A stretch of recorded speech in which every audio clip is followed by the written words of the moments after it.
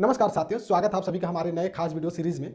अगर आप छत्तीसगढ़ में आयोजित होने वाले शिक्षक भर्ती की तैयारी कर रहे हैं, वही केबीएस और एनबीएस में आगामी शिक्षक भर्ती की तैयारी कर रहे हैं, तो यह वीडियो आपके लिए बहुत ही ज़्यादा महत्वपूर्ण साबित होने वाला है।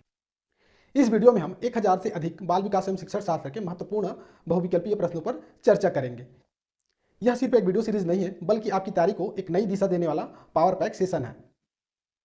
हम हर सवाल को समझेंगे, उसके पीछे के कॉन्सेप्ट को जानेंगे, ताकि आपको जवाब रटने ना पड़े, वो आपके दिमाग में पूरी तरीके से बैठ जाए। इस सीरीज को पूरा देखने के बाद आपका आत्मविश्वास बढ़ेगा, आप परीक्षा के लिए पूरी तरीके से तैयार हो जाएंगे। तो तैयार हो जाइए इस महामैराथन सीरीज के लिए, पेन और पेपर लेकर बैठिए। तो चलिए शुरू करते हैं। चलिए देखते हैं पहला प्रश्न। निम्न में से कौन सा नियम यह सुझाव देता है कि शरीर के विभिन्न अंग विकास के विभिन्न चरणों में भिन्न भिन्न दरों से विकसित होते हैं? ऑप्शन है, विकास एक आयामी होता है, विकास एक दिशीय होता है, विकास एक असतत प्रक्रिया है, विकास की दिशा अधोगामी एवं शीर्षगामी है। तो इस प्रश्न का सही उत्तर है ऑप्शन 4, विकास की दिशा अधोगामी एवं शीर्षगामी होता है। अब समझते हैं अधोगामी और शीर्षगामी क्या होता है। मान लीजिए एक बच्चा है, इस बच्चा का विकास जब शरीर के शीर्ष भाग से नीचे की भाग की ओर होता है, यानी कि शीर्ष पैर की ओर होता है, तो उसको बोलते हैं शीर्षगामी विकास, यानी कि शीर्षगामी, यानी कि इसी को इंग्लिश में बोलते हैं सेफेलोकॉर्डल। उसी प्रकार जब बच्चे का विकास शरीर के केंद्रीय भाग से परिधि की ओर होता है, तो उसको बोलते हैं अधोगामी विकास, यानी कि प्रॉक्सिमोडिस्टल विकास। तो इस प्रकार से शीर्ष पैर की ओर होता है वो कहलाता है शीर्षगामी विकास, यानी कि सेफेलोकॉर्डल, और जब शरीर के केंद्रीय भाग से परिधि की ओर होता है तो वो कहलाता है अधोगामी विकास, यानी कि प्रॉक्सिमोडिस्टल। चलिए देखते हैं दूसरा प्रश्न, जो है निम्न में से कौन सा कथन सही है? ऑप्शन है, बच्चों का विकास एक सामाजिक संस्कृति परिप्रेक्ष्य में होता है, बचपन वह अवधि है जिसे 10 विभिन्न अवस्थाओं में बांटा जा सकता है, बच्चों की सोच सामाजिक अंतःक्रिया से प्रभावित नहीं होती, बच्चों का विकास केवल आनुवंशिकता पर आधारित होता है। तो दोस्तों इसका सही उत्तर है ऑप्शन ए, बच्चों का विकास एक सामाजिक सांस्कृतिक परिप्रेक्ष्य में होता है। चलिए देखते हैं तीसरा प्रश्न। तीसरा प्रश्न है, आनुवंशिक विन्यास के पूर्व निर्धारित रूप से प्रकट होने की प्रक्रिया खाली स्थान कहलाती है। ऑप्शन है, अनुकूलन, अधिगम, समाजीकरण, परिपक्वता। तो इसका सही उत्तर है ऑप्शन 4, परिपक्वता। बच्चे का जो विकास जो है वो आनुवंशिकता से निर्धारित होता है, वह उसके परिपक्वता है कि कौन से उम्र में बच्चा का शरीर किस प्रकार से डेवलप होगा, किस प्रकार से परिपक्व होगा। जबकि अनुकूलन, अधिगम व समाजीकरण पर्यावरण पर डिपेंड करता है, और जो परिपक्वता है वो आनुवंशिकता पर डिपेंड करता है। चलिए देखते हैं चौथा प्रश्न। चौथा प्रश्न है, खाली स्थान समाजीकरण का प्राथमिक और खाली स्थान समाजीकरण का द्वितीय कारक है।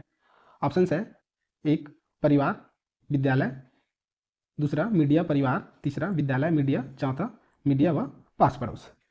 इसका सही उत्तर है ऑप्शन ए, परिवार व विद्यालय। परिवार जो है समाजीकरण का प्राथमिक इकाई है, परिवार, वही द्वितीयक इकाई है विद्यालय। चलिए पांचवा प्रश्न देखते हैं।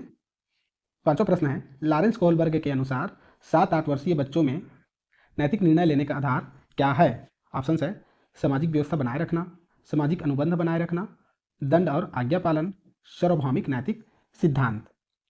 तो इसका सही उत्तर है ऑप्शन 3, दंड और आज्ञा पालन। 7-8 वर्ष के बच्चे लोग जो है उनको किस काम पे दंड मिलता है और किस काम पे दंड नहीं मिलता है, इस पे वो बेस्ट काम करते हैं। जिस पे दंड मिलता है उस काम को वो नहीं करते, और जिसमें उनको शाबाशी मिलता है उस काम को वो करते हैं। छठवां प्रश्न है, अपनी कक्षा के लिए मूल्यांकन पद्धति तय करने से पहले एक शिक्षिका को किन बातों पर विचार करना चाहिए?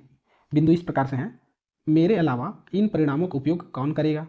विशिष्ट छात्रों की अधिगम वक्र का पता लगाने का सर्वोत्तम तरीका क्या है? कौन सा तरीका अध्यापिका को स्वयं के शिक्षा शास्त्र पर चिंतन में मदद करेगा? कौन सी विधि छात्रों को उच्चतम अंक पाने में मदद करेगी? तो इन बिंदुओं के आधार पर ऑप्शन है, इस ऑप्शन में से आपको उत्तर चूज करना है। ऑप्शन 1 बोल रहा है कि 1, 2, 3, 4 सभी सही है, सभी पर विचार करना चाहिए। 2 बोल रहा है 2, 3, 4, एक ऑप्शन 3 में है 1, 3, 4, वही ऑप्शन 4 में है 1, 2। तो इसका सही उत्तर है ऑप्शन 1। ये जो 4 बिंदु दिए गए हैं, ये सभी चारों बिंदु पर विचार करना चाहिए। अगला प्रश्न देखते हैं, जो है समावेशी शिक्षा से अभिप्राय है, आर्थिक रूप से कमजोर वर्ग ईडब्ल्यूएस का आरक्षण केवल सरकारी विद्यालयों में ही उपलब्ध करवाया जाए, दिव्यांग छात्रों को सिर्फ विशेष विद्यालयों में ही शिक्षा दी जाए, सरकारी विद्यालयों में केवल अंग्रेजी भाषा पढ़ाई जाए। योग्यता से परे होकर सभी बच्चों को गुणवत्तीय शिक्षा उपलब्ध करवाई जाए। तो इसका सही उत्तर है ऑप्शन 4। योग्यता से परे होकर सभी बच्चों को गुणवत्तापूर्ण शिक्षा उपलब्ध कराया जाना ही समावेशी शिक्षा का उद्देश्य है। समावेशी शिक्षा हम तब कहते हैं जब एक विद्यालय में जो हमारे सामान्य बच्चे हैं उनको पढ़ाया जाता है, उनके अलावा जो विशिष्ट योग्यता वाले बच्चे हैं उनको भी पढ़ाया जाता है। तो इस विद्यालय को, इस शिक्षा पद्धति को बोलते हैं समावेशी शिक्षा, जिसमें हमारे नॉर्मल बच्चे और विशिष्ट योग्यता वाले बच्चे सब साथ मिलकर पढ़ते हैं। तो ये कहलाता है समावेशी शिक्षा। 8वां प्रश्न है अभिकथन ए, पढ़ाते समय एक शिक्षक को पाठ्य सामग्री को दर्शाने के विभिन्न तरीके अपनाने चाहिए। कारण है शिक्षक को अधिगमकर्ताओं की विविध आवश्यकताओं हेतु अपने शिक्षा शास्त्र को उनके अनुकूल बनाना चाहिए। ऑप्शन है ए और आर दोनों सही हैं और आर सही व्याख्या करता है ए की। ए और आर दोनों सही हैं लेकिन आर सही व्याख्या नहीं करता है ए की। ए सही है लेकिन आर गलत है। ए और आर दोनों गलत है। तो इसका सही उत्तर है ऑप्शन 1। ए और आर दोनों सही हैं, आर सही व्याख्या करता है ए की। यानी कि ये जो अभिकथन दिया है कि पढ़ाते समय शिक्षक को पाठ्यक्रम को दर्शाने के विभिन्न तरीके अपनाने चाहिए, ये सही है। और उसका कारण जो दिया है कि शिक्षक को अधिगमकर्ताओं की विविध आवश्यकताओं हेतु अपने शिक्षा शास्त्र को उनके अनुकूल बनाना चाहिए, ये भी सही है। तो आप अगर कोई सभी पाठ्य योजना बना रहे हैं, कोई पाठ्य सामग्री को पढ़ा रहे हैं, तो उसमें बच्चों के हिसाब से विविध TLM या शिक्षण सामग्रियों को उपयोग करना चाहिए ताकि उनको समझने में आसानी हो सके। 9वां प्रश्न है एक बच्ची लिखाई में निरंतर कठिनाई का सामना करती है, उसे अक्षर बनाने और शब्दों के बीच अंतराल करने में चुनौती महसूस होती है। यह लक्षण किस अधिगम विकार की ओर इशारा करती है? ऑप्शन है पठन वैकल्य यानी कि डिसलेक्सिया, आलेख वैकल्य डिस्ग्राफिया, 3 गणन वैकल्य डिस्कैलकुलिया, ध्यान एवं अति सक्रियता विकार attention deficit hyper active disorder.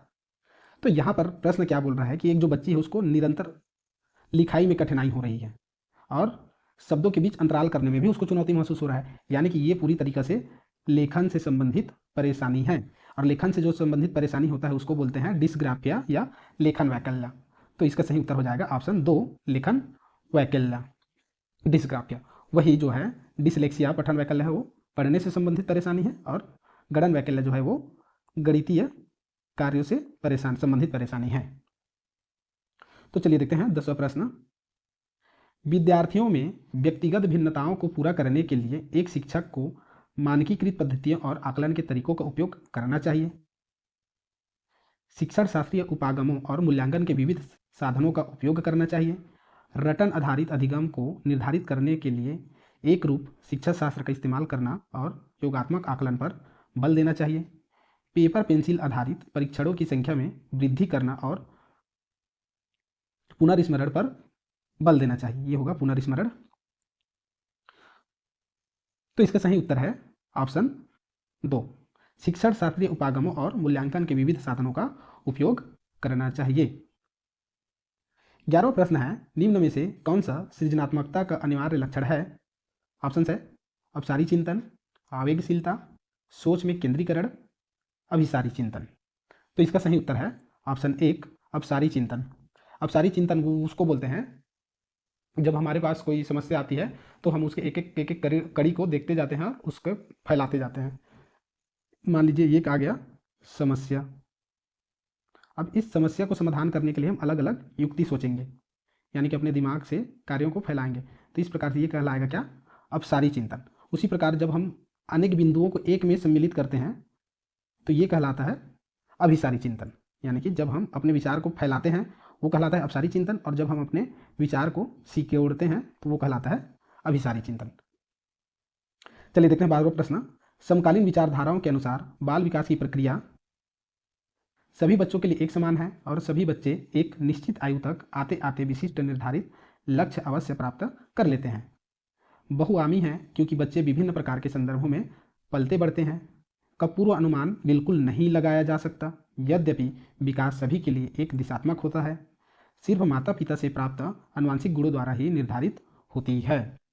तो इसका सही उत्तर है ऑप्शन बी बाल विकास की प्रक्रिया बहुआयामी होती है क्योंकि बच्चे विभिन्न प्रकार के संदर्भों में पलते बढ़ते हैं और बच्चा जिस प्रकार के फैमिली बैकग्राउंड से आता है, जिस प्रकार उसके घर के रहन सहन बोली भाषा होता है, उसी प्रकार से उसकी संस्कृति भी होता है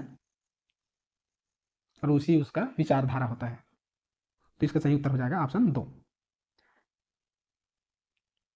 13वां प्रश्न है, रुचि को 3 पेंसिलें दिखाई जाती है। वह देखती है कि पेंसिल ख से बड़ी है और पेंसिल ख पेंसिल ग से बड़ी है। जब रुचि यह निष्कर्ष निकालती है कि क ग से बड़ी है तो वह जीन पियाजे के किस संज्ञानात्मक विकास की विशेषता को दर्शाती है। अब रुचि नाम की एक बच्ची है जिसको 3 पेंसिल दिखाई जाती है, जिनमें से क जो है ख से बड़ा है, ख ग से बड़ा है, और बच्ची निष्कर्ष निकालती है कि क जो है ग से बड़ा पेंसिल है। तो अब इसमें पूछ रहा है कि वो पियाजे के जो सिद्धांत है उसके हिसाब से कौन से लेवल पर है। ऑप्शन है क्रमबद्धता, संरक्षण, सकर्मक अनुमान, परिकल्पना आधारित, निगमनात्मक तर्क। तो इसका सही उत्तर है ऑप्शन 3, सकर्मक अनुमान। क्योंकि यहाँ बच्चा जो है अनुमान से छोटा बड़ा कर रही है, पता कर रही है, इसलिए इसका उत्तर हो जाएगा सकर्मक अनुमान। अगला प्रश्न है, किसी प्रगतिवादी कक्षा के बारे में एक अध्यापिका का क्या विश्वास होना चाहिए। ऑप्शन है कक्षा हमेशा कठोर नियंत्रण में रहे और सिर्फ अध्यापक को निर्देश देने चाहिए। अधिगम केवल कक्षा में ही होता है। कक्षा में विद्यार्थी अपने साथ विविध प्रकार के समृद्ध अनुभव लाते हैं। विद्यार्थी केवल ड्रिल और अभ्यास के माध्यम से ही सबसे अधिक सार्थकता से सीखते हैं। तो इसका सही उत्तर क्या हो जाएगा। इसका सही उत्तर है ऑप्शन 3, कक्षा में विद्यार्थी अपने साथ विविध प्रकार के समृद्ध अनुभव लेकर आते हैं। और ये समृद्ध अनुभव उनको कहाँ से मिलते हैं, उनके परिवार से और उनके आस पड़ोस से। राष्ट्रीय शिक्षा नीति 2020 के अनुसार शिक्षा को केवल पूर्व निर्धारित विषय वस्तु पर केंद्रित होना चाहिए, समस्या समाधान पर केंद्रित होना चाहिए, अधिगमकर्ताओं में समालोचनात्मक चिंतन का विकास करना चाहिए, अन्वेषण निर्धारित और खोज आधारित होना चाहिए। ये जो 4 बिंदु दिए हैं, इन 4 बिंदुओं में से अब आपको ऑप्शन पहचानना है। जो ऑप्शन इस प्रकार से हैं, ऑप्शन 1 1 3 4, 2 1 2 3, 3 में है 1 2 4, 4 में है 1 2 3 4। और इसका सही उत्तर है ऑप्शन 1, यानी कि राष्ट्रीय शिक्षा नीति क्या कहता है, केवल पूर्व निर्धारित विषय पर केंद्रित होना चाहिए। हमारा जो शिक्षा है वो पूर्व निर्धारित विषय वस्तु पर केंद्रित होना चाहिए, ये हो गया सही।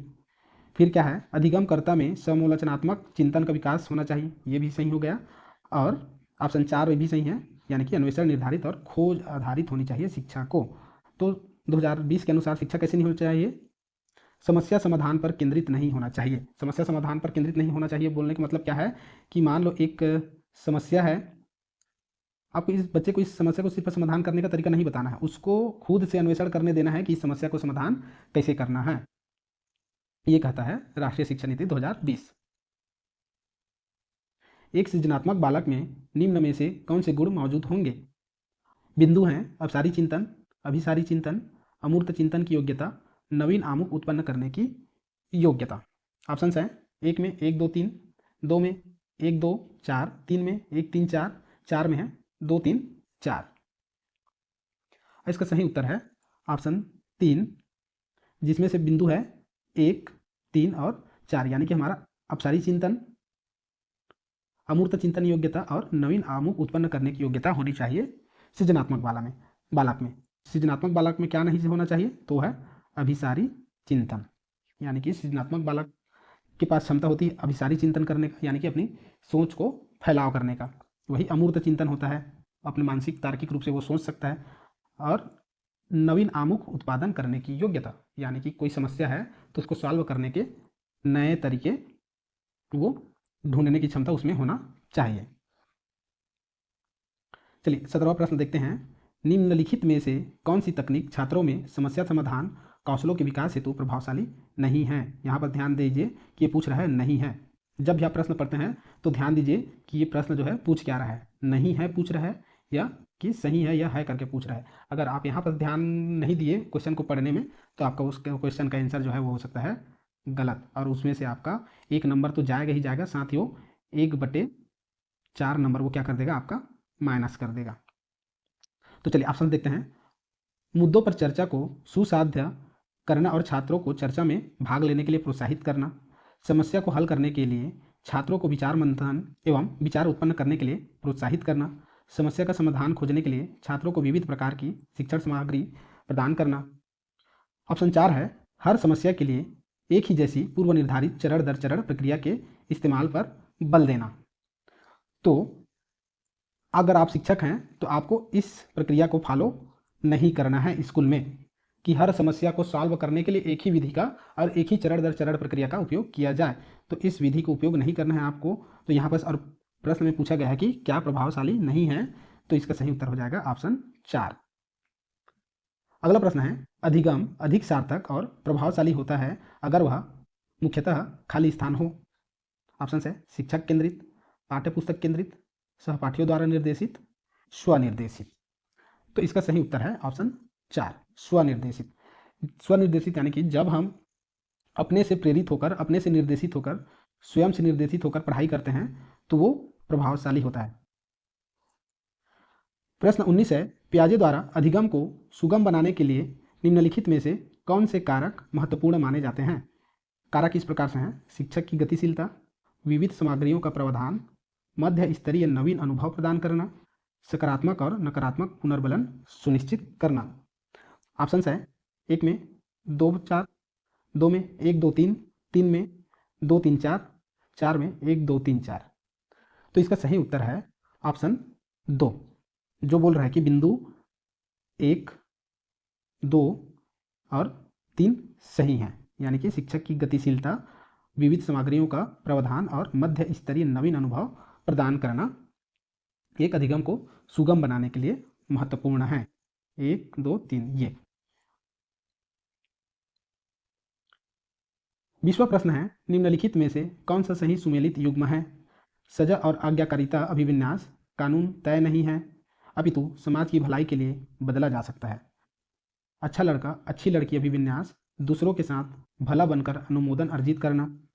कानून और व्यवस्था अभिविन्यास मानव अधिकारों के मूल्य के आधार पर नैतिक सिद्धांतों को स्वयं चुना जाना। सामाजिक अनुबंध अभिविन्यास किसी क्रिया के भौतिक परिणाम यह निर्धारित करते हैं कि यह अच्छा है या बुरा है। तो इसका सही उत्तर है ऑप्शन 2 अच्छा लड़का अच्छी लड़की अभिविन्यास दूसरों के साथ भला बनकर अनुमोदन प्राप्त करना। ये युग्म जो है सही सुमेलित है, यानी कि इसका युग्म सही है। अगला प्रश्न है निम्नलिखित में से कौन सी स्थिति सीखने के लिए आकलन को नहीं दर्शाती। यहाँ पर फिर से ध्यान दीजिए, नहीं दर्शाती पूछ रहा है। ऑप्शन है छात्र सक्रिय रूप से सोचते हैं कि वे कहाँ हैं, वे कहाँ जा रहे हैं और वो वहाँ कैसे पहुँचे। शिक्षक सीखने को सुसाधित करने के लिए रचनात्मक गुणात्मक प्रतिक्रिया देते हैं। प्रदर्शन बढ़ाने के लिए छात्रों के बीच लगातार तुलना की जाती है। रचनात्मक मूल्यांकन के कई तरीके जैसे सहकर्मी और स्वमूल्यांकन का उपयोग किया जाता है। तो इसका सही उत्तर है ऑप्शन 3 प्रदर्शन बढ़ाने के लिए छात्रों के बीच लगातार तुलना की जाती है। ये सीखने का सही तरीका नहीं है, या सीखने के आकलन को ये निर्देशित नहीं करती है। 22वां प्रश्न है निम्नलिखित में से कौन सा विकल्प दी गई दिव्यांगता और संबंधित छात्रों के समावेशन हेतु यथोचित समायोजन रणनीति का सही युग्म है।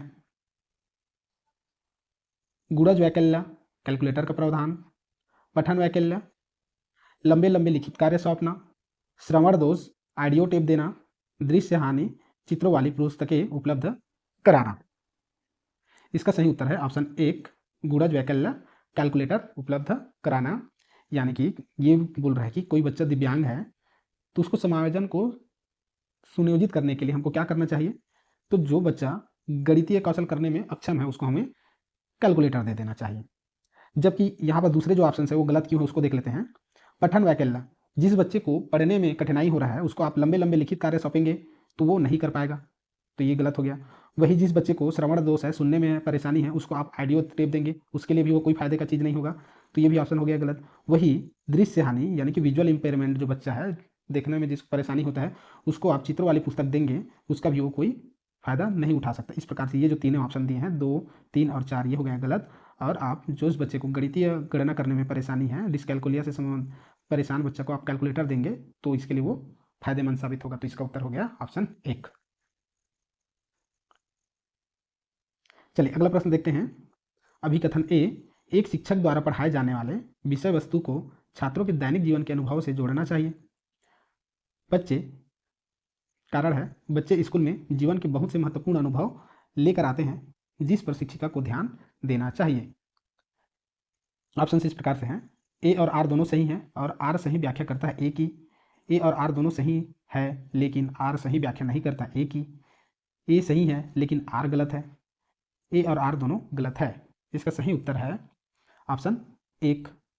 ए और आर दोनों सही हैं और आर सही व्याख्या करता है ए की। यानी कि अभिकथन ए में जो बोला गया है कि शिक्षक द्वारा पढ़ाए जाने वाले विषय वस्तु को छात्रों के दैनिक जीवन के अनुभव से जोड़ना चाहिए, ये हो गया राइट, ये सही है। अगर आप शिक्षक बनते हैं तो आपको भी बच्चे का जो अनुभव है उसको जो पढ़ाया जा रहा है उससे जोड़ना जरूरी है। वही इसका कारण क्या है कि बच्चे स्कूल में बहुत सारे महत्वपूर्ण अनुभव लेकर आते हैं, तो ये बात भी सही है, बच्चे अपने अनुभव लेकर आते हैं परिवार से, आस पड़ोस से, वातावरण से। इसलिए इसका उत्तर हो जाएगा ऑप्शन एक।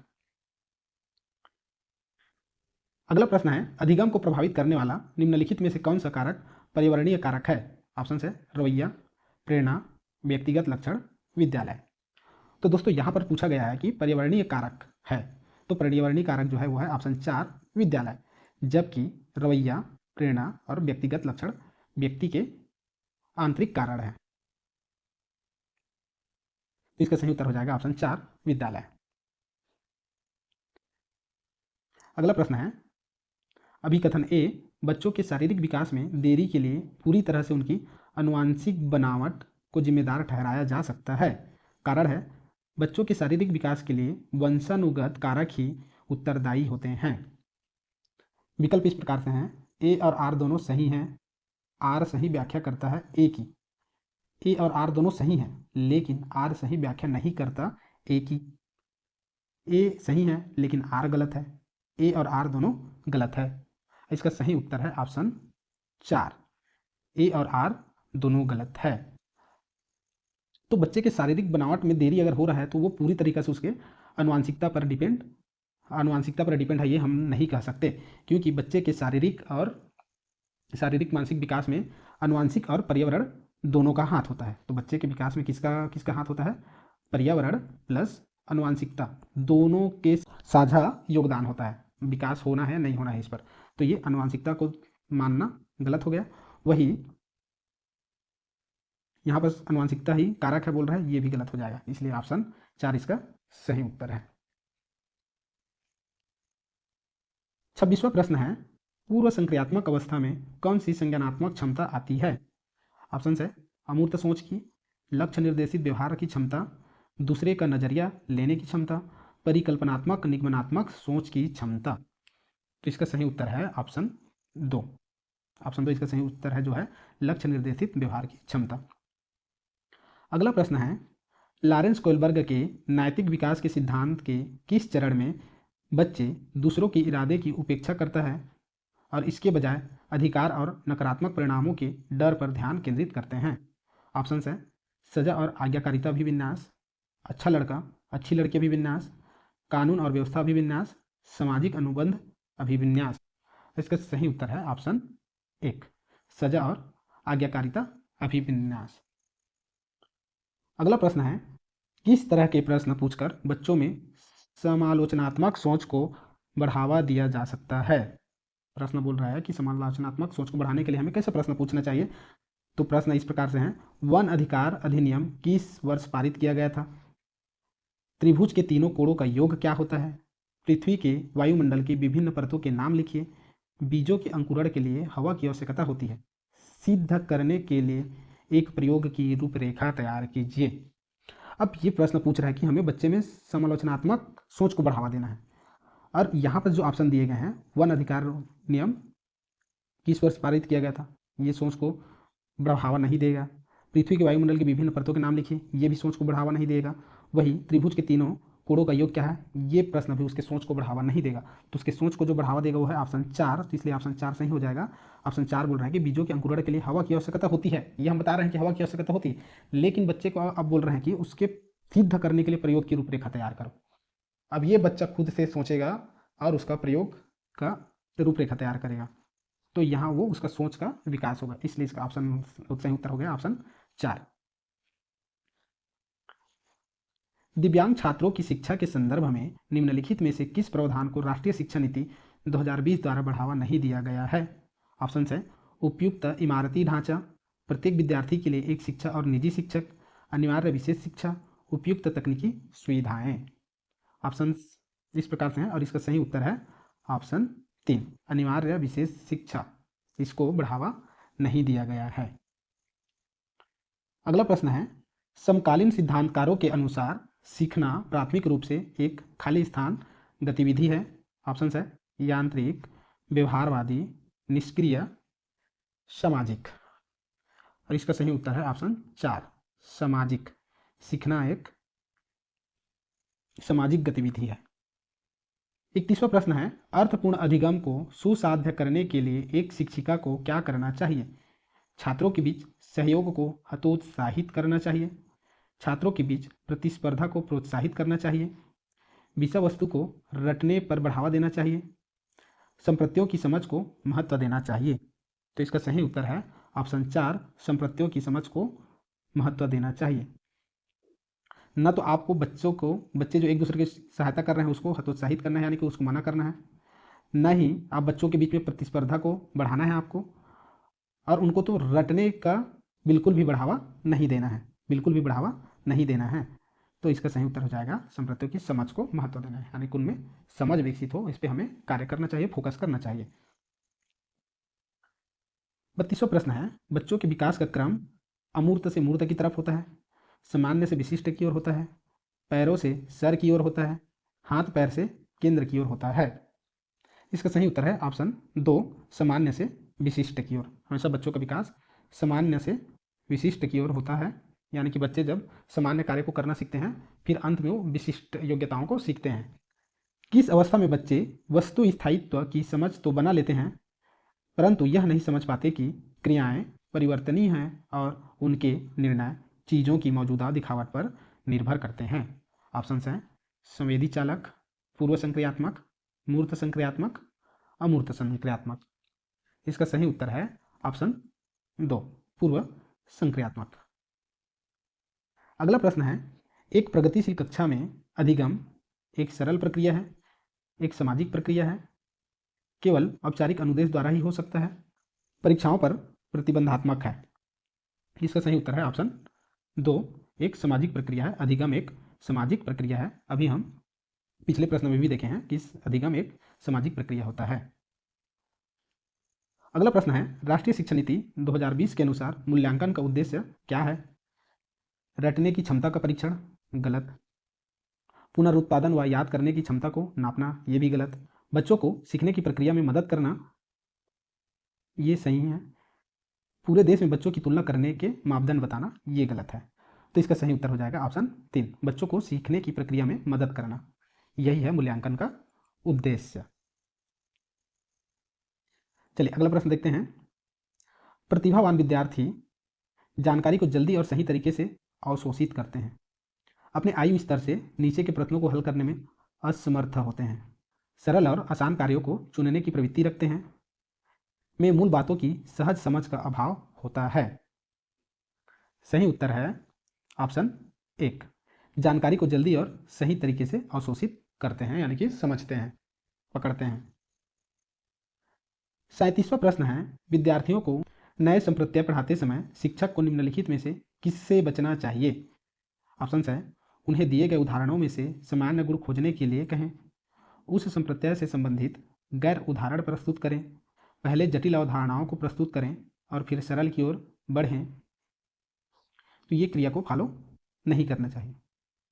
नई जानकारी को पिछले ज्ञान से जोड़ना चाहिए, इसको करना चाहिए।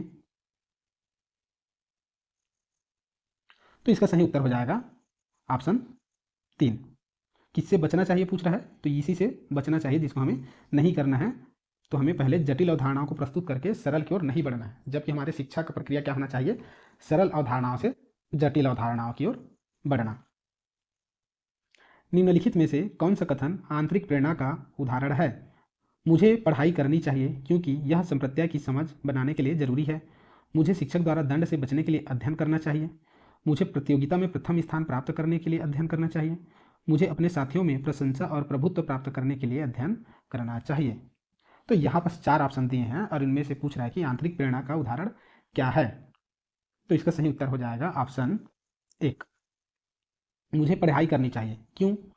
क्योंकि यह संप्रत्यय की समझ बनाने के लिए जरूरी है। तो ये एक आंतरिक प्रेरणा का सही उदाहरण है कि मुझे पढ़ना चाहिए संप्रत्यय की समझ बनाने के लिए, ना कि दंड से बचने के लिए या प्रतियोगिता में अच्छा प्रथम स्थान प्राप्त करने के लिए, न ही अपने साथियों से प्रशंसा प्राप्त करने के लिए। चलिए देखते हैं अगला प्रश्न। एक 5 वर्ष की बच्ची यह तर्क करने में विफल रहती है कि जब पानी को एक लंबे और संकीर्ण गिलास से एक चौड़े बर्तन में स्थानांतरित किया जाता है तो पानी की मात्रा समान रहती है। पियाजे के अनुसार इसका क्या कारण है? ऑप्शन है, वह प्रतिवर्ती सोच नहीं रखती, वह लक्ष्य निर्देशित व्यवहार नहीं कर सकती, वह प्रतीकों का इस्तेमाल नहीं कर सकती, वह नकल नहीं कर सकती। तो इसका सही उत्तर है ऑप्शन 1।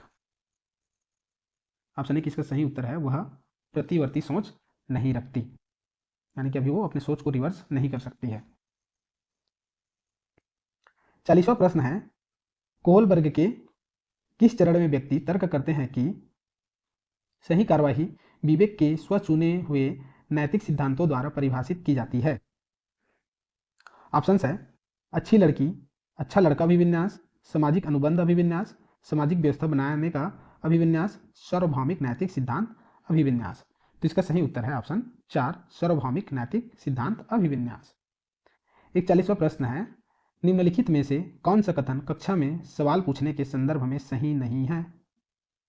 ऑप्शन है, विद्यार्थियों से प्रश्न के उत्तर पूछने का मुख्य उद्देश्य उनका परीक्षण करना है, विश्लेषणात्मक प्रश्न पूछने से विद्यार्थियों को समालोचन चिंतन में मदद मिलती है, विद्यार्थियों को कक्षा में प्रश्न पूछने के लिए प्रोत्साहित करना चाहिए, वह प्रश्न जो विवेचन और अनुप्रयोग पर आधारित होते हैं उच्चतर श्रेणी के चिंतन कौशलों को बढ़ावा देते हैं। तो ये यहाँ पर जो ऑप्शन दिए गए हैं 2, 3 और 4, इसको हमें करना चाहिए। और प्रश्न पूछ रहा है कि क्या नहीं करना चाहिए, तो हमें क्या नहीं करना चाहिए? विद्यार्थियों से प्रश्न पूछने का उद्देश्य उनका परीक्षण करना है। ये सही नहीं है, ये गलत है, यानी कि हमारा सही उत्तर हो जाएगा ऑप्शन 1। 42वां प्रश्न है, निम्नलिखित में से कौन सा विकल्प दी गई दिव्यांगता और संबंधित विद्यार्थियों के समावेशन हेतु यथोचित संयोजन रणनीति का सही युग्म है? ध्यान दीजिएगा, यहाँ पर सही युग्म पूछ रहा है।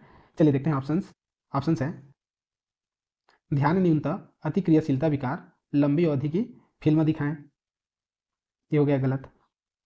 स्वलीनता, ऑटिज्म, जितना हो सके एक ही समय सारणी दिनचर्या, ये है सही। पठन वैकल्य, जटिल गणना पर आधारित प्रश्न दे, गलत। बाघवाधिता, स्पीच इंपेयरमेंट, मूल्यांकन के केवल मौखिक रूप को ही स्वीकार करें, ये भी हो जाएगा गलत। तो इसका सही उत्तर है ऑप्शन 2, स्वलीनता, ऑटिज्म, जितना हो सके एक ही समय सारणी का दिनचर्या हो। जिस बच्चे को ध्यान की कमी हो उसको आप लंबी अवधि की फिल्म दिखाएंगे तो वो नहीं देख पाएगा, इसलिए ऑप्शन हो गया गलत। वही जिस बच्चे को पढ़ने में परेशानी है उसको जटिल गणना आधारित प्रश्न देंगे वो नहीं कर पाएगा। उसी प्रकार जिस बच्चे को बोलने में परेशानी है उसको आप मूल्यांकन के लिए मौखिक रूप को ही स्वीकार करेंगे तो भी बच्चा इसको नहीं कर सकता, इसके लिए न्याय संगत नहीं होगा। तो इसलिए ये सभी ऑप्शन गलत हैं और सही ऑप्शन है ऑप्शन 2। अगला प्रश्न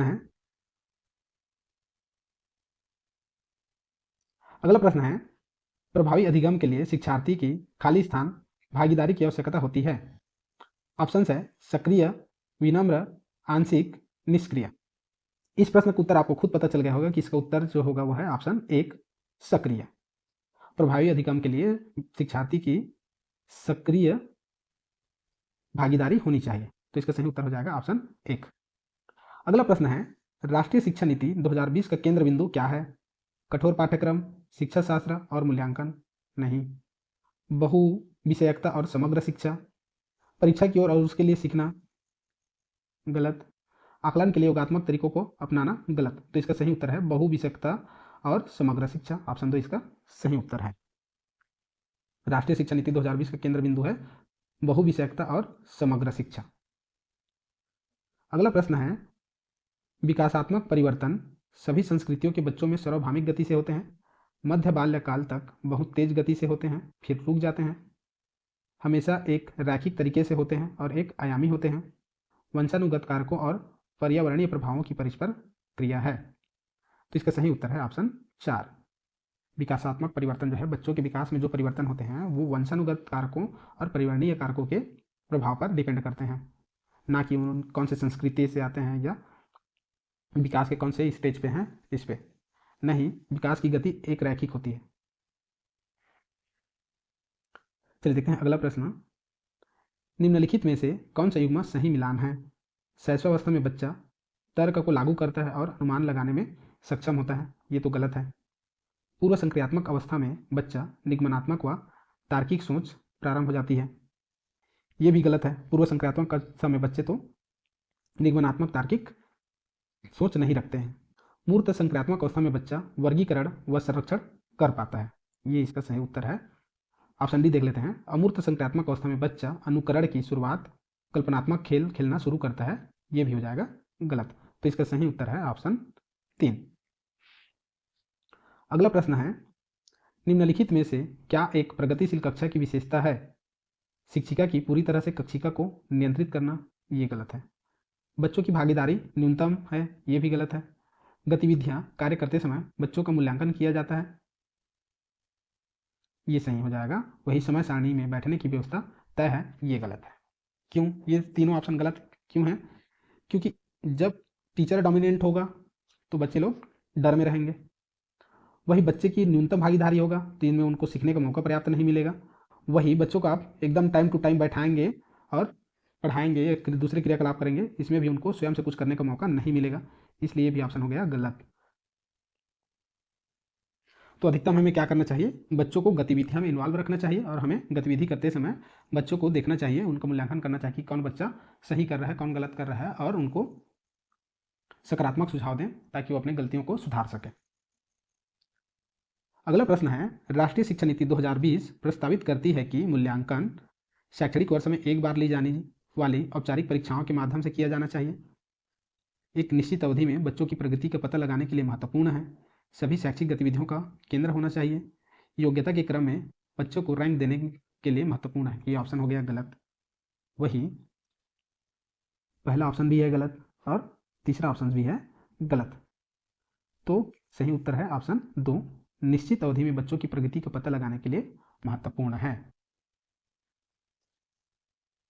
चलिए देखते हैं अब अगला प्रश्न। निम्नलिखित में से कौन सा अभ्यास विविध अधिगम प्राथमिकता वाले विद्यार्थियों को शामिल करने में सहायक होगा?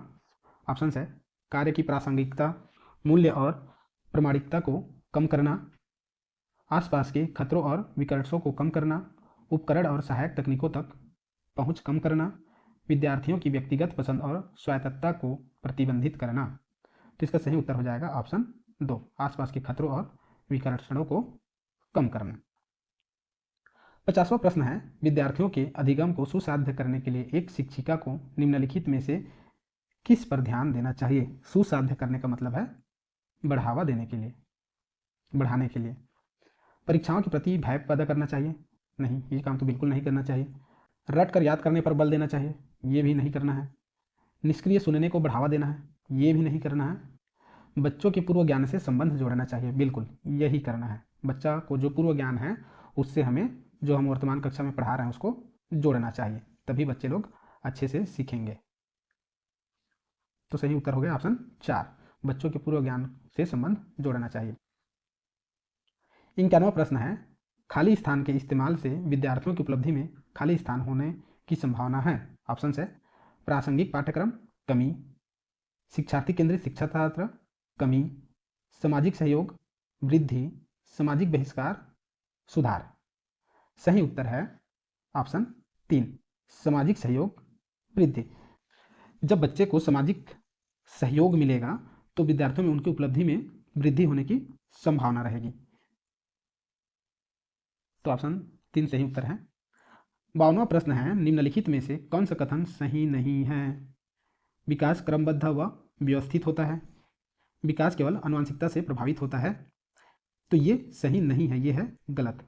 और यहाँ पर पूछ रहा है कि सही नहीं है, तो यही सही नहीं है, इसलिए ऑप्शन 2 इसका सही उत्तर हो जाएगा। क्योंकि आनुवंशिकता पर विकास जो है तो वो आनुवांशिकता प्लस पर्यावरण ये दोनों पर डिपेंड करता है। तो ये बोल रहा है कि आनुवांशिकता पर प्रभावित होता है, तो ये हो जाएगा गलत। सही उत्तर है ऑप्शन 2। अब देखते हैं ऑप्शन 3 और 4 को। विकास के सभी क्षेत्र एक दूसरे पर निर्भर करते हैं, ये बात सही है। विकास की गति व्यक्तिगत होता है, ये बात भी सही है कि हर बच्चे की विकास की गति अलग अलग होती है। वही ऑप्शन 1 विकास क्रमबद्ध व व्यवस्थित होता है, ये भी सही है। और यहाँ पर पूछ रहा है सही नहीं है, तो ऑप्शन 2 सही नहीं है। 53वां प्रश्न है, मूर्त संक्रियात्मक अवस्था में बच्चों को पढ़ाते हुए शिक्षिका को क्या नहीं करना चाहिए? वर्गीकरण के मौके देना, ऐसी समस्याएं देना जिनमें अमूर्तता की आवश्यकता हो, क्रमित करने के कार्य देना, मूर्त संसाधन देना। इसका सही उत्तर हो जाएगा ऑप्शन 2। इस चीज़ को हमें नहीं करना चाहिए कि बच्चों को ऐसी कार्य नहीं देना चाहिए जिसमें उसमें उनको अमूर्त सोच का उपयोग करना पड़े। क्यों? क्योंकि हमारे बच्चे तो अभी मूर्त संक्रियात्मक अवस्था में हैं, तो वो मूर्त चीज़ों से देखकर, छूकर, अनुभव करके अपना सोच को विकसित करते हैं, और उनको आप अमूर्त सोच की कार्य दे देंगे तो वो नहीं कर पाएंगे, क्योंकि इस अवस्था पर वो अभी पहुंचे ही नहीं है। तो इसका सही उत्तर हो जाएगा ऑप्शन 2। 54वां प्रश्न है, एक प्रगतिशील कक्षा में अधिगम अंतःक्रिया व संवाद द्वारा होता है, शिक्षकों से अधिगमकर्ताओं द्वारा एक तरफा प्रसारण के रूप में होता है, गलत। निष्क्रिय अभिग्रहण द्वारा होता है, ये भी गलत है।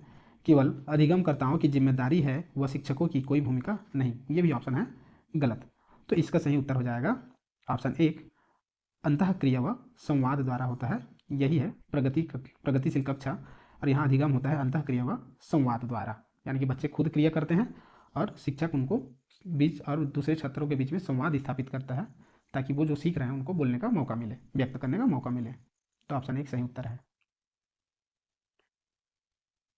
प्रश्न 55 है, अधिगमकर्ताओं की व्यक्तिगत भिन्नताओं को ध्यान में रखने के लिए एक शिक्षिका को अधिगमकर्ताओं के पूर्व अनुभवों की उपेक्षा करनी चाहिए, गलत। नहीं करनी चाहिए, उसके पूर्व अनुभव को कक्षा में जोड़ना चाहिए। अधिगमकर्ताओं के पूर्व अनुभव को शामिल कर उनका संचय करना चाहिए, सही, ये करना चाहिए। अधिगमकर्ताओं के आकलन हेतु एक समान तरीकों का इस्तेमाल करना चाहिए, गलत। सभी अधिगमकर्ताओं के लिए मानकीकृत पाठ्यचर्या को लागू करना चाहिए, ये भी हो जाएगा गलत। तो इसका सही उत्तर है ऑप्शन 2 अधिगमकर्ताओं के पूर्व अनुभवों को शामिल कर उनका संचय करना चाहिए, यानी कि बच्चों के पूर्व अनुभव को आपको स्कूल से उसके जो पाठ है उससे जोड़ना चाहिए। प्रतिभाशाली विद्यार्थियों की आवश्यकताओं को पूरा करने के लिए निम्नलिखित में से कौन सी एक प्रभावी रणनीति है? पूछ रहा है कि प्रभावी रणनीति क्या है। उनसे बहुत ही सरल और आसान प्रश्न पूछें, उन्हें चुनौतीपूर्ण और उच्च क्रम के कार्य सौंपें, जानकारी को समझने के लिए अतिरिक्त समय दें, उनसे सफलता की कम उम्मीद रखें। तो इसका सही उत्तर है उन्हें चुनौतीपूर्ण और उच्च क्रम के कार्य सौंपें, ऑप्शन 2 इसका सही उत्तर है। चलिए अगला प्रश्न देखते हैं। एक शिक्षिका विद्यार्थियों से उनकी स्वयं की चिंतन प्रक्रियाओं के बारे में सोचने के लिए कह रही है, वह विद्यार्थियों के बीच किस तरह के कौशल विकसित करने पर ध्यान केंद्रित कर रही है? ऑप्शन है घोषणात्मक, अधिसंज्ञानात्मक, प्रतिक्रियात्मक, शब्दार्थ। तो इसका सही उत्तर हो जाएगा ऑप्शन 2 अधिसंज्ञानात्मक। 58वां प्रश्न है, शिक्षार्थी सीखने के लिए प्रेरित महसूस करते हैं जब कार्य होता है मूर्त और अत्यधिक जटिल, उनकी वास्तविक दुनिया से जुड़ा, यह इसका सही उत्तर है, अप्रासंगिक और बिल्कुल भी चुनौतीपूर्ण नहीं। तो ये तीनों ऑप्शन जो हो जाएंगे, पहला, तीसरा और चौथा गलत, और इसका सही उत्तर है ऑप्शन 2 उनकी वास्तविक दुनिया से जुड़ा हुआ होना चाहिए। 59वां प्रश्न है, कथन ए एक बच्चे की विकास की प्रगति को उसी उम्र के बच्चों के विकास की दर से तुलना करके सटीकता से मापा जा सकता है। तर्क है, विकास का स्वरूप व गति सभी बच्चों के लिए एक समान होता है तथा सभी सांस्कृतिक परिवेश में समान रहता है। ए और आर दोनों सही हैं और आर सही व्याख्या करता है ए की। ए और आर दोनों सही हैं लेकिन आर सही व्याख्या नहीं करता ए की।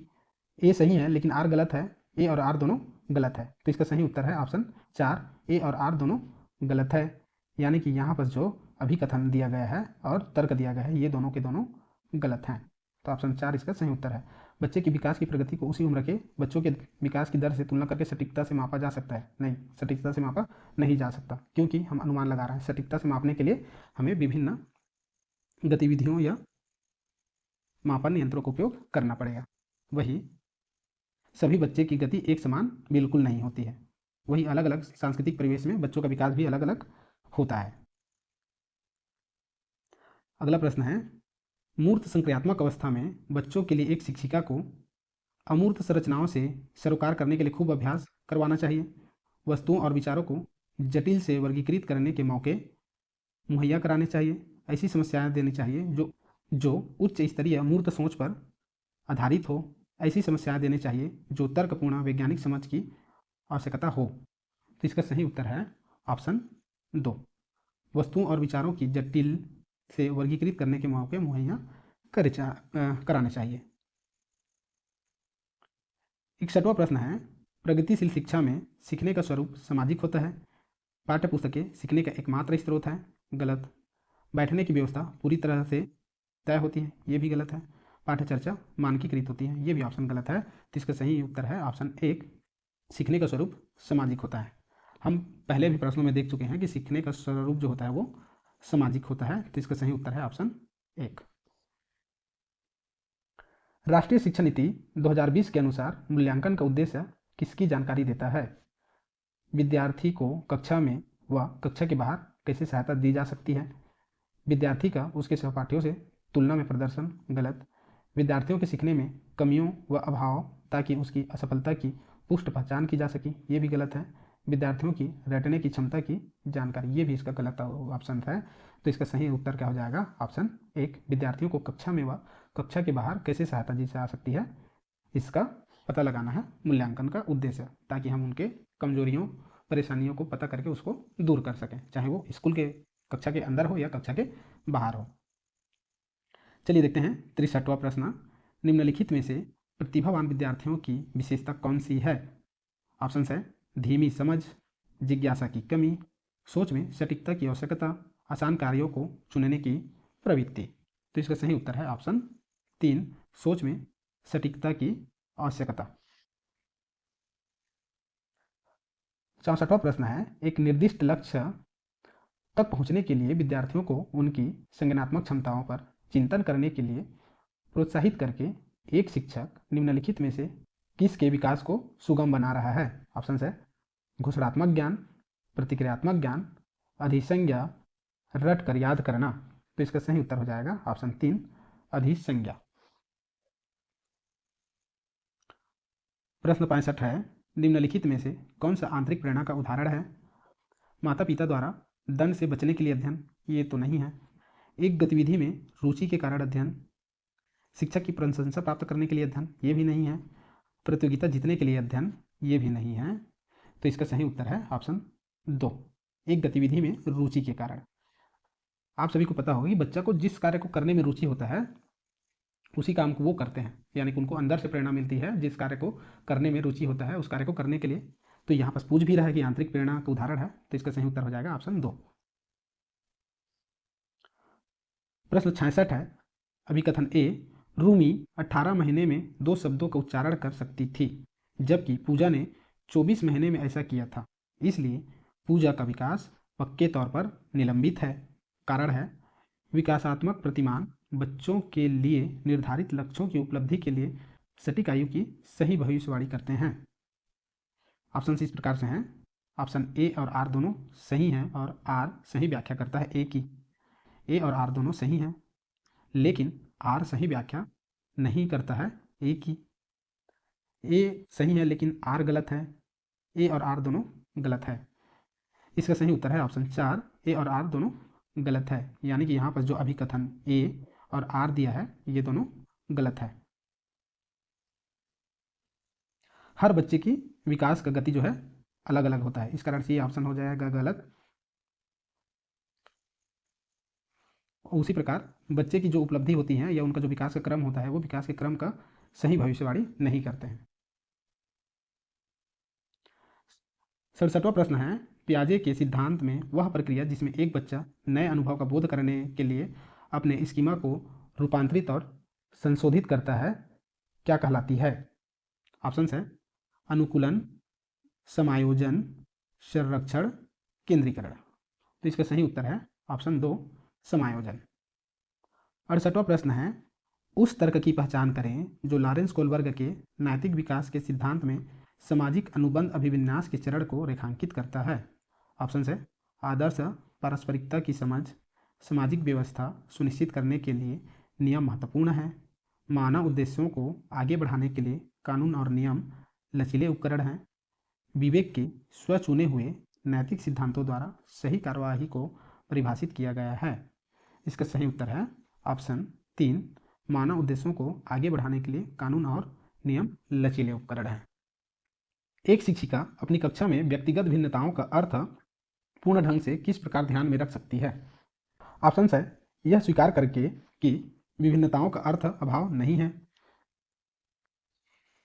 अकादमिक क्षमताओं के आधार पर बच्चों का नामांकन व पृथक्करण करके, शारीरिक व दृष्टि से दिव्यांग बच्चों को उनके लिए प्रस्तावित विशेष स्कूलों में भेजकर कक्षा में एकल संस्कृति को प्रोत्साहित करके जिससे प्रतिस्पर्धा को बढ़ावा मिले। ये तो ऑप्शन गलत है। देखते हैं बाकी ऑप्शंस में सही क्या है। तो इसका सही उत्तर है ऑप्शन 1, यह स्वीकार करके कि विभिन्नताओं का अर्थ अभाव नहीं है। शिक्षिका जो है व्यक्तिगत भिन्नताओं को अर्थ को पूर्ण ढंग से समझ सकती है या रख सकती है। अगला प्रश्न है निम्नलिखित में से कौन सा विकल्प दी गई दिव्यांगता और संबंधित विद्यार्थियों के समायोजन हेतु यथोचित समायोजन रणनीति का सही युग्म है? प्रतिभाशाली, आसान और बहुत ही सरल सामग्री देना। गलत, क्योंकि प्रतिभाशाली बच्चा को आप सरल सामग्री क्यों देंगे भाई?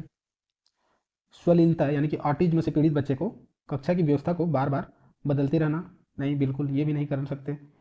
ऑप्शन 3 है पठन वैकल्य, डिसलेक्सिया, उत्तम चित्रों के आधार पर दत्त कार्य देना, ये भी गलत है। वाक हानि, धैर्य दिखाना और प्रतिक्रिया देने के लिए पर्याप्त समय देना। तो इसका सही उत्तर है कि एक बच्चा जिसको बोलने में परेशानी है तो वो जब किसी प्रश्न का जवाब देने लगे तो हमें उसको धैर्य के साथ सुनना चाहिए और उन्हें अपना जवाब देने के लिए पर्याप्त समय देना चाहिए। 71वां प्रश्न है विद्यार्थियों द्वारा ग्रहण की गई वैकल्पिक धारणाओं को संबोधित करने के लिए निम्न में से क्या महत्वपूर्ण है? ऑप्शन है ऐसी परिस्थितियां बनाना जहां विद्यार्थी अपने विचार व्यक्त करने के लिए प्रतिबंधित महसूस करे। प्रतिबंधित, गलत। विषय वस्तु को शिक्षक केंद्रित शिक्षा शास्त्र के माध्यम से पढ़ाना, ये भी हो जाएगा गलत। ऐसी परिस्थितियां उत्पन्न करना जहां विद्यार्थी वैकल्पिक धारणाओं को व्यक्त कर सके, ये है सही ऑप्शन। वही ऑप्शन 4 है अधिगम प्रक्रियाओं में विद्यार्थियों के सामाजिक सांस्कृतिक संदर्भ की भूमिका की उपेक्षा करना, ये भी हो जाएगा गलत। इसलिए इसका सही उत्तर हो जाएगा ऑप्शन 3। चलिए अगला प्रश्न देखते हैं। प्रभावी अधिगम हेतु निर्देश के लिए प्रारंभिक बिंदु क्या होना चाहिए? असफलता का डर, बच्चों का सामाजिक सांस्कृतिक परिप्रेक्ष्य, सफलता के लिए इनाम, प्रतिस्पर्धा की भावना। तो इसका सही उत्तर हो जाएगा ऑप्शन 2, बच्चों में सामाजिक सांस्कृतिक परिप्रेक्ष्य। 73वां प्रश्न है निम्नलिखित में से कौन सा कथन व्यक्ति के विकास की प्रक्रिया के बारे में सही है? विकास की प्रक्रिया एक दिशीय होता है, यह केवल व्यक्ति की आनुवंशिकता से प्रभावित होता है, तो ये उत्तर तो गलत है। विकास की प्रक्रिया में सांस्कृतिक विविधताएं होती हैं, विकास केवल वातावरणीय कारकों पर निर्धारित होता है, ये भी गलत है। तो विकास की गति एक दिशीय होती है, ये भी गलत है। विकास की गति है वो वर्तुलाकार होती है, वर्तुलाकार, एक दिशीय नहीं होती है।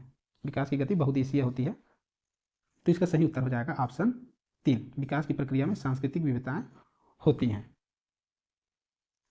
74वां प्रश्न है जीन पियाजे के अनुसार पूर्व संक्रियात्मक चरण में बच्चे निम्न में से क्या कर पाते हैं? ऑप्शन है प्रतिलोमिक चिंतन, प्रतीकात्मक खेल, अनुक्रमिक वर्गीकरण, संरक्षण। तो इसका सही उत्तर है ऑप्शन 2, प्रतीकात्मक खेल कर सकते हैं बच्चे जब पूर्व संक्रियात्मक चरण में होते हैं तो। 75वां प्रश्न है निम्नलिखित में से कौन सी अभिवृत्ति एक प्रगतिशील कक्षीय माहौल के अनुसार है? निर्णय निर्धारण में बच्चों की सहभागिता, भयमुक्त अधिगम, वातावरण की संरचना, विद्यार्थियों की व्यक्तिगत भिन्नताओं का ध्यान रखना, अध्यापक द्वारा बाह्य अनुशासन कायम करना। तो इसका सही उत्तर है ऑप्शन 4, अध्यापक द्वारा बाह्य अनुशासन कायम करना। चलिए अगला प्रश्न देखते हैं। एक प्रगतिशील कक्षा में निम्न में से कौन सी मूल्यांकन विधि का इस्तेमाल नहीं होना होगा? ऑप्शन है अध्यापकों द्वारा मननशील जनरल का इस्तेमाल, स्वमूल्यांकन एवं समकक्षी मूल्यांकन, केवल मानक निर्देशित मूल्यांकन पर आश्रय, विद्यार्थियों के पोर्टफोलियो को तैयार करना। इसका सही उत्तर है ऑप्शन केवल मानक निर्देशित मूल्यांकन पर आश्रय। 77वां प्रश्न है, कक्षा में सृजनात्मकता को बढ़ावा देने के लिए विद्यार्थियों को कैसा अवसर प्रदान करने चाहिए। ऑप्शन है विशिष्ट उपलब्धि वर्ग में सम्मेलन के, मौलिक खोज और सोच को बढ़ाने के, परीक्षा देने के बेहतर कौशल विकसित करने के, अभिसारिक सोच सीखने के। पूछ रहा है कि कैसा अवसर प्रदान करना चाहिए, तो कैसा अवसर प्रदान करना चाहिए, मौलिक खोज और सोच बढ़ाने की, इसलिए इसका सही उत्तर हो जाएगा ऑप्शन 2। चलिए अगला प्रश्न देखते हैं। अक्सर यह तर्क दिया जाता है कि पुरस्कार देना अधिगमकर्ताओं को अभिप्रेरित करने का उत्तम तरीका नहीं है, क्योंकि इससे आंतरिक अभिप्रेरणा क्षीण होती है, इससे आंतरिक अभिप्रेरणा बढ़ जाती है, इससे बाह्य अभिप्रेरणा क्षीण होती है, इससे आंतरिक और बाह्य अभिप्रेरणा दोनों क्षीण होती है। तो इसका सही उत्तर है ऑप्शन 1, इससे आंतरिक अभिप्रेरणा क्षीण हो जाती है। कक्षा में परिचर्चा के दौरान क्या एक शिक्षिका को विद्यार्थियों के गलत उत्तर सही करने चाहिए। ऑप्शन है हाँ, बच्चों की त्रुटियों को तुरंत संशोधन करना चाहिए, नहीं, बच्चों को अभिव्यक्ति करने के लिए प्रोत्साहित करना चाहिए बिना गलत होने के भय के। गलत उत्तर हमेशा संज्ञानात्मक स्पष्टता की कमी को दर्शाते हैं एवं इन्हें हमेशा सुधारना चाहिए। बच्चे स्कूल में सही जानकारी प्राप्त करने के लिए आते हैं, इसलिए उनके उत्तरों को तुरंत सुधारना चाहिए, ये नहीं करना चाहिए। उसी प्रकार ये भी नहीं करना चाहिए और पहला वाला ऑप्शन भी नहीं करना चाहिए। तो इसका सही उत्तर हो जाएगा ऑप्शन 2, बच्चे को अभिव्यक्त करने के लिए प्रोत्साहित करना चाहिए, उनको ये बोलना चाहिए कि चलो बोलो भाई, जो बोलना है बोलो, चाहे वो गलत हो या सही हो बोलो, और गलत बोलने पर तुमको कोई दंड नहीं दिया जाएगा। इस प्रकार से हम उसको प्रोत्साहित कर सकते हैं। तो इसका सही उत्तर हो जाएगा ऑप्शन 2। 80वां प्रश्न है, बच्चों के व्यक्तिगत विकास के लिए विकासात्मक प्रतिमानों को उद्धृत करके सटीकता से व पक्के तौर पर भविष्यवाणी की जा सकती है। गलत, पक्के तौर पर भविष्यवाणी बिल्कुल नहीं की जा सकती है। के लिए पूर्वानुमान बिल्कुल नहीं लगाया जा सकता, सही बात है, हम बच्चे के विकास को पूर्वानुमान नहीं लगा सकते। के लिए कुछ हद तक पूर्वानुमान लगाया जा सकता है, परंतु सभी बच्चों की विकास की दर अलग अलग होती है, ये सही है, सही बच्चों की विकास की दर अलग अलग होती है। ऑप्शन 4 है अव्यवस्थित व असतत होता है, ये भी गलत है। तो इसका सही उत्तर हो जाएगा ऑप्शन 3।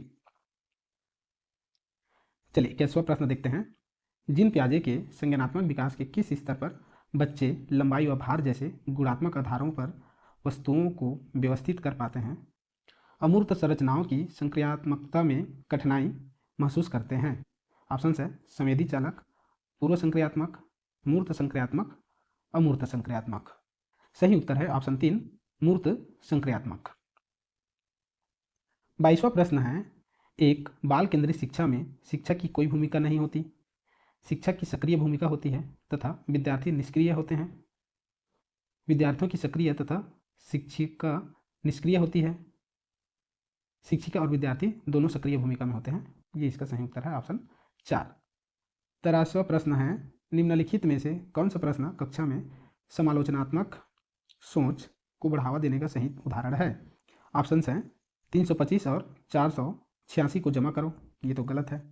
बाल विवाह प्रतिबंध अधिनियम किस वर्ष में पारित किया गया, ये भी गलत है। श्वसन को परिभाषित कीजिए, ये भी गलत है। अपने शहर में प्रदूषण के विभिन्न कारणों का विश्लेषण कीजिए और प्रदूषण करने के विभिन्न उपाय सोचिए, तो इसका सही उत्तर हो जाएगा। जबकि ये जो 3 जो ऑप्शन पहले दिए गए हैं, ये सब रट्टा मार प्रश्नों पर आधारित है, मतलब इसके प्रश्नों को, जो स्टैटिक प्रश्न होते हैं, इसके उत्तर को हम याद करके बच्चे याद कर सकते हैं, इसमें उनके सोच का कोई उपयोग नहीं होगा, इसलिए तीनों ऑप्शन गलत है। यहाँ बच्चे को सोचना पड़ेगा ऑप्शन 4 में, इसलिए इसका सही उत्तर है, क्योंकि प्रश्न बोल रहा है कि बच्चों में क्रिटिकल थिंकिंग को बढ़ावा देना है। प्रश्न 84 है, निम्नलिखित में से कौन सी सृजनात्मक विद्यार्थी की पहचान संबंधी विशेषता नहीं है। यहाँ पर पूछ रहा है सृजनात्मक विद्यार्थी की पहचान नहीं है। ऑप्शन है उच्च क्रम समस्या समाधान, अभिसारी सोच, नवाचारी प्रयोग, जिज्ञासा की प्रबल भावना। सही उत्तर है ऑप्शन 2, अपसारी सोच। ये नहीं है सृजनात्मक विद्यार्थी की विशेषता। सृजनात्मक विद्यार्थी की विशेषता होती है अपसारी सोच। अपसारी सोच जो है वो सृजनात्मक विद्यार्थी की विशेषता होती है, तो इसलिए इसका सही उत्तर हो जाएगा अपसारी सोच, जो एक सृजनात्मक विद्यार्थी की विशेषता नहीं है। अगला प्रश्न है, एक संप्रत्या को पढ़ाने के लिए एक शिक्षक को निम्नलिखित में से किस प्रयोग से बचना चाहिए? उस संप्रत्या से संबंधित उदाहरण, उस संप्रत्या के लिए असतत उदाहरण, संप्रत्या संबंधित गैर उदाहरण, उसकी संस्कृति में प्रचलित आद्य रूप। इसका सही उत्तर है ऑप्शन 2, उस संप्रत्या के लिए असतत उदाहरण से बचना चाहिए। तो इसका सही उत्तर हो गया ऑप्शन 2। चलिए देखते हैं अगला प्रश्न। निम्नलिखित में से कौन सा तरीका प्रतिपुष्टि यानी कि फीडबैक को प्रेरक के रूप में उपयोग करने का अनुचित तरीका है? विद्यार्थी की क्षमता पर केंद्रित प्रतिपुष्टि देना, गतिविधि की प्रक्रिया पर केंद्रित प्रतिपुष्टि देना, विद्यार्थी के काम से संबंधित वर्णनात्मक शैली में प्रतिपुष्टि देना, अन्य विद्यार्थियों के साथ तुलना किए बिना प्रतिपुष्टि देना। तो इसका सही उत्तर हो जाएगा ऑप्शन 1, विद्यार्थी की क्षमता पर केंद्रित प्रतिपुष्टि देना। अगला प्रश्न है, निम्न में से कौन सा विकास का सिद्धांत नहीं है? पूछ रहा है नहीं है। विकास एक धारणीय और एक आयामी होता है। विकास ऊपर से नीचे और केंद्र से बाहर की ओर होता है। ये तो होता है, सही है। यहाँ पर पूछा है गलत। विकास आनुवंशिकता और संपोषण से प्रभावित होता है, ये भी सही है। विकास सामाजिक सांस्कृतिक परिप्रेक्ष्य में होता है, ये भी सही है। तो ऑप्शन 1 इसका सही उत्तर हो जाएगा। क्यों? क्योंकि ये सिद्धांत नहीं है करके पूछ रहा है। तो विकास एक धारणीय एवं एक आयामी होता है, ये गलत है और हमें गलत पहचानना है। तो इसका सही उत्तर हो गया ऑप्शन 1। अगला प्रश्न है, लॉरेंस कोहलबर्ग के सिद्धांत के अनुसार किस चरण पर नैतिक चिंतन शुरुआती सामाजिक परिप्रेक्ष्य पर आधारित होता है? ऑप्शन है पूर्व पारंपरिक चरण, उत्तर पारंपरिक चरण, दूरस्थ पारंपरिक चरण। इसका सही उत्तर है ऑप्शन 2, पारंपरिक चरण। चलिए देखते हैं 89वां प्रश्न। एक प्रगतिशील कक्षा में कौन सा विकल्प सार्थक शिक्षण को बढ़ावा देने के लिए व्यक्तिगत अधिगम विधि का उदाहरण है? ऑप्शन है निरंतर व्यक्तिगत प्रतियोगिताओं का आयोजन, मौखिक दंड का प्रयोग, एक रूपी मानकीकृत पाठ्यचर्या, केवल अधिगम का मूल्यांकन के स्थान पर अधिगम के लिए मूल्यांकन पर बल देना। सही उत्तर है ऑप्शन 4, केवल अधिगम का मूल्यांकन के स्थान पर अधिगम के लिए मूल्यांकन पर बल देना। 90 प्रश्न है, एक सामाजिक संरचनात्मक कक्षा में कौन सी आकलन विधि अधिक उपयुक्त रहेगी? ऑप्शन है सहयोगी प्रायोजित कार्य, एक शब्दोत्तर वाले वस्तुपरक प्रश्न, मानक परीक्षण, मात्र स्मरण पर आधारित परीक्षा। ये तो उपयुक्त नहीं होगा। तो इसका सही उत्तर क्या हो जाएगा? इसका सही उत्तर है ऑप्शन 1, सहयोगी प्रायोजित कार्य।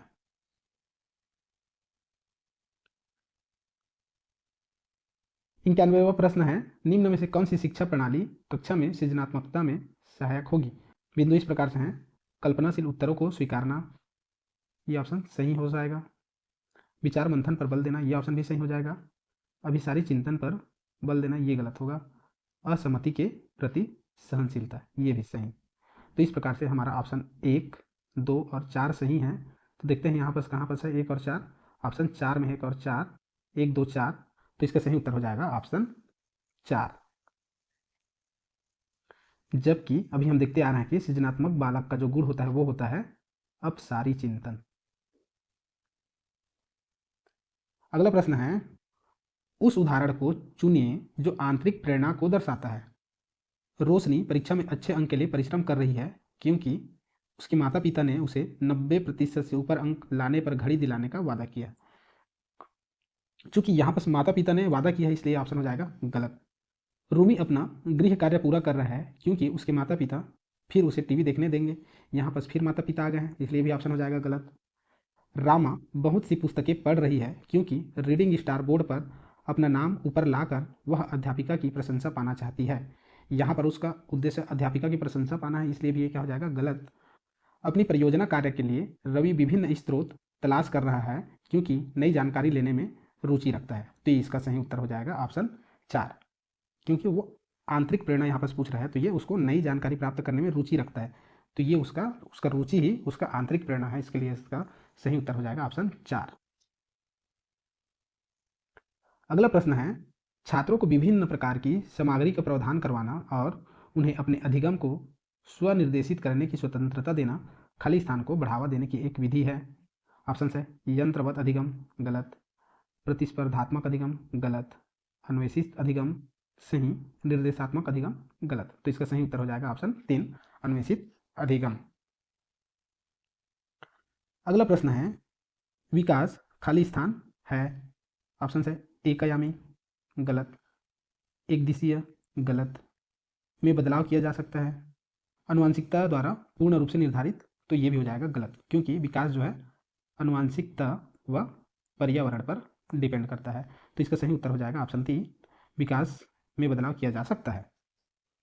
95 प्रश्न है, जीन पियाजे के सिद्धांत में वर्तमान स्कीमा द्वारा परिवेश को समझ पाने की असमर्थता के कारण एक नए स्कीमा की रचना क्या कहलाती है? समायोजन, आत्मसातीकरण, अनुकूलन, संगठन। तो इसका सही उत्तर है ऑप्शन 1, समायोजन। 96 प्रश्न है, निम्न में से किसने सामान्य बुद्धि के विचार को नकारा और बुद्धि को अनेक विशिष्ट संसाधन संक्रियाओं के पदों के रूप में परिभाषित किया? ऑप्शन है Charles Spearman, Alfred beneath, Theodore Simon, Harvard Garner. इसका सही उत्तर है ऑप्शन 4, हार्वर्ड गार्नर सही उत्तर है। 97 प्रश्न है, एक संरचनावादी कक्षा में अध्यापक और छात्रों की क्या भूमिका होती है? ऑप्शन है कक्षा में शिक्षक व विद्यार्थी दोनों निष्क्रिय होते हैं, गलत। छात्र क्रियाशील परंतु अध्यापक निष्क्रिय होता है, ये भी गलत। अध्यापक और छात्र दोनों क्रियाशील होते हैं, ये है सही। अध्यापक क्रियाशील परंतु छात्र निष्क्रिय होते हैं, ये भी ऑप्शन है गलत। तो इसका सही उत्तर हो जाएगा ऑप्शन 3।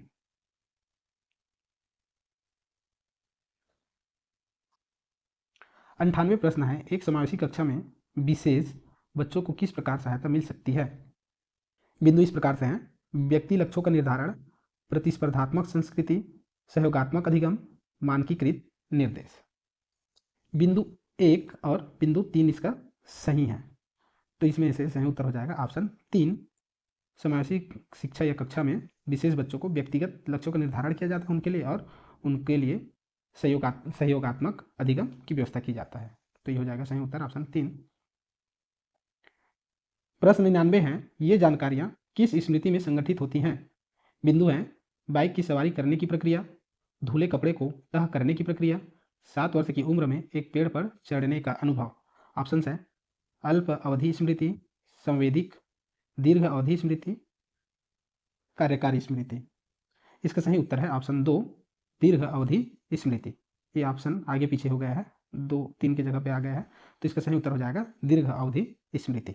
100वां प्रश्न है, राष्ट्रीय शिक्षा नीति 2020 क्या प्रस्तावित करती है? विद्यालय की पाठ्यचर्या की विषय वस्तु में कटौती, विद्यालय की पाठ्यचर्या के लचीलेपन में वृद्धि, रटन अधिगम को महत्व देना। तो ये तो गलत उत्तर, गलत ऑप्शन है, गलत बिंदु है। विवेचनात्मक चिंतन को महत्व देना। तो देखिए दोस्तों, बिंदु 3 गलत है, तो जो जो ऑप्शन में बिंदु 3 होगा वो गलत होगा, तो 2 कट गया और 4 कट गया। इस प्रकार से हमारा ऑप्शन 1 और 3 सही हो सकता है, लेकिन हमारा बिंदु 2 विद्यालय की पाठ्यचर्या के लचीलेपन में वृद्धि, ये सही है, और ऑप्शन 1 में नहीं दिया गया, इसलिए ये भी हो जाएगा गलत। तो हमारा सही उत्तर हो गया ऑप्शन 3। इस प्रकार से दोस्तों हमने हमारे 1000 से अधिक क्वेश्चन के सीरीज में 100 प्रश्न पूरा कर लिए हैं। तो जुड़े रहिए इस सीरीज में आगे प्रश्नों के लिए। चलिए जल्द मिलेंगे अगले वीडियो में। थैंक यू इतना देखने के लिए। दोस्तों इस सीरीज में हम 100 प्रश्न देख रहे हैं, 100 प्रश्न का हम क्वेश्चन लेके आते जाएंगे हर वीडियो में आपके लिए। तो बने रहिए चैनल के साथ में ऐसे ही वीडियो देखने के लिए और अपनी तैयारी को मजबूत करने के लिए। वही आपके जो दोस्त तैयार हैं वो शिक्षक भर्ती की तैयारी कर रहे हैं, तो उनके साथ ये वीडियो को शेयर करिए। चलिए जल्द मिलेंगे अगले वीडियो में।